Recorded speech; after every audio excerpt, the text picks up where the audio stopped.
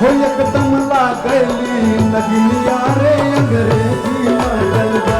कि कलंदर संगमरमर के मकानों में नहीं मिलता, दूरदर्शन चैनल है और यहाँ जितने भी लोग परफॉर्म कर रहे हैं वो असली देसी घी है जो बाजारों में नहीं मिलता।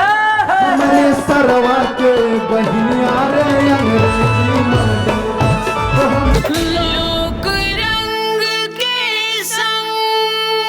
बिल्कुल एकदम बराबर। अब क्या बोलोगा? अरे पूछे वाली बात बा, काले से देखा लोग अड़ी आयल सेमदत्त भाई जो न तो नहीं कहत हमको गोंडा जाए के तब देरी ना कर जी, फटाफट लोग को बोलावा आ गाना उना गवाओ जा, खर्चा बच्चा ज्यादा बढ़ जाए, गवा फवा के लोग भेजा जल्दी से। तो आओ सेमदत्त भैया जो जल्दी से फटाफट, दर्शक लोग एकदम देखा एकदम तुम्हारे खातिर बड़ी तगड़ी ताली बढ़ जाते। आज कौन एकदम धमाल मचाए वाला है? सबसे पहले तो बहुत बहुत धन्यवाद डीडी दूरदर्शन पर बुलाने के लिए। ये एक बड़ा मंच है और उस मंच पर गाना ये बहुत बड़ी सौभाग्य की बात होती है और हम लोगों के दादा परदादाओं से ये चैनल देखा जाता है और आज फिर से युवा पीढ़ी हमारी देखना शुरू की है, तो इसके लिए बहुत बहुत आभार दूरदर्शन का। एक गीत मैं सुनाना चाहता हूँ कि जो आजकल की मेहरारू जो दुल्हन होती हैं उनके फैशन के बारे में मैं बताऊंगा उस गीत के माध्यम से। बहुत बढ़िया। पहले की बहुएं कैसी होती थी, आजकल की बहुएं आ रही हैं। बिल्कुल बिल्कुल, गावा गावा गावा, चला सीमा सीमा बैठा है आवा।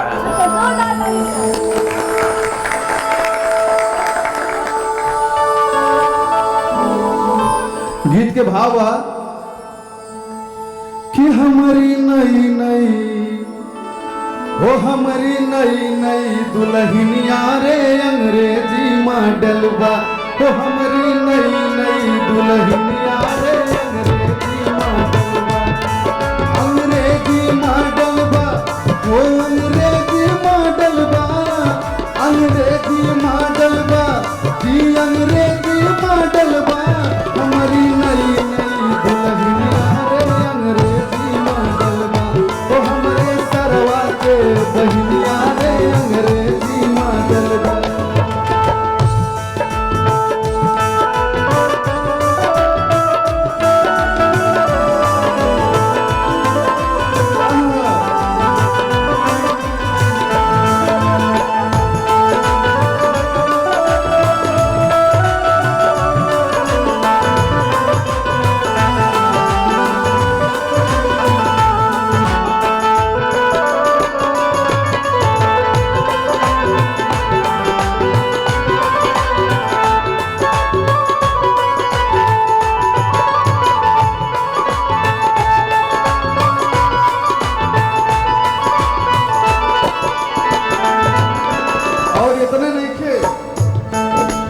हम सब पेप्सी कोका कोला के चस्का बा भारी।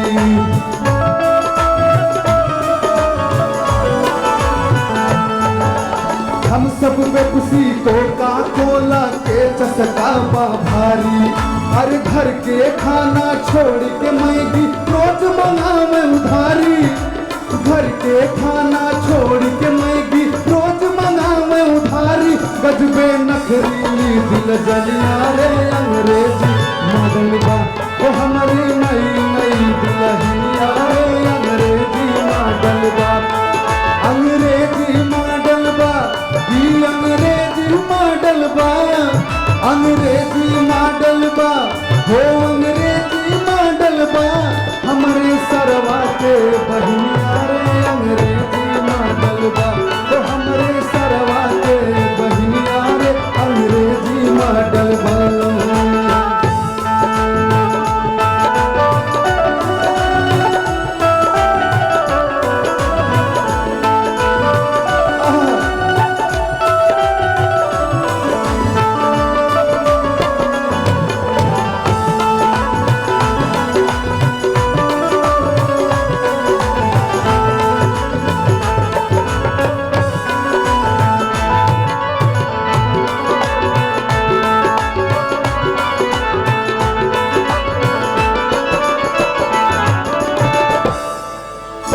और इतना नहीं के भैया, कबो कबो इंग्लिश में बोले हाउ आर यू माय डियर।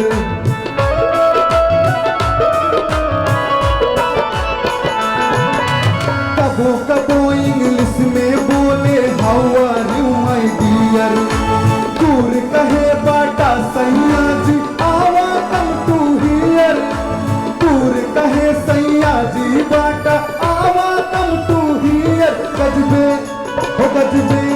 हो एकदम लागली नगिनिया रे अंग्रेजी मॉडल बा, हो एकदम लागली नगिनिया रे अंग्रेजी मॉडल बा, अंग्रेजी मॉडल बा, अंग्रेजी मॉडल बा, अंग्रेजी मॉडल बा, वो अंग्रेजी मॉडल बा, हमारे सरवा के बहिनिया रे अंग्रेजी मॉडल बा, वो हमारी नई नई दुल्हनिया रे अंग्रेजी मॉडल बा, वो हमारे सरवा के बहिनिया रे अंग्रेजी मॉडल बा, वो हमारी नई नई दुल्हनिया रे अंग्रेजी मॉडल बा।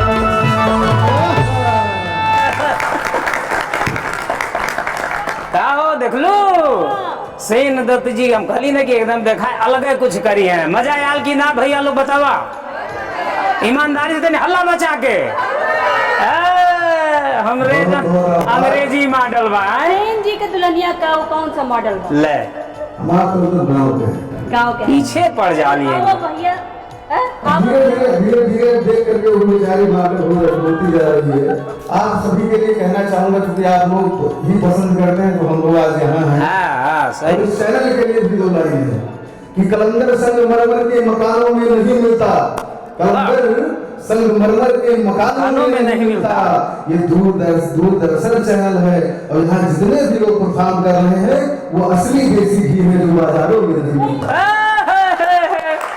एकदम बहुत बढ़िया सीमा जी, मजा आ गई। धन्यवाद। हमनी के कार्यक्रम के यही खासियत है कि एजा एक से एक जो ना हीरा नगीना आवेला, का गा जे है का सुना जे है जनता के एकदम दिमाग में चुभ जाई है। मजा आ गए। धन्यवाद सेन जी। बैठी बैठी बैठी। अरे